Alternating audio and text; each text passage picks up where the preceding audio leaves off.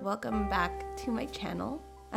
We're gonna try a little different video this week because I wanted to create something that was valuable for you and what people have asked me about whenever they visit our home. How do I avoid distractions from working at home, and how do I signal and communicate to my partner Lucas when I need some time away?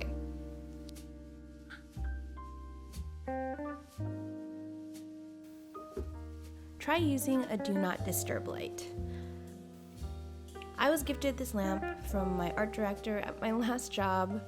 She made this lamp for me, and so I thought this would be a perfect opportunity to make it something that I can actually use. What I did was I replaced the bulb with a Philips Hue light bulb, and so I'm able to update the colors so that I can go from bright to red, and I use that to signal to my partner Lucas that I'm busy working. And if you're someone like me and you get scared easily or you get out of flow and you just want to protect that, I strongly suggest getting some sort of do not disturb light or something that can visually signal to them that you're in flow and to not disturb you or not bother you.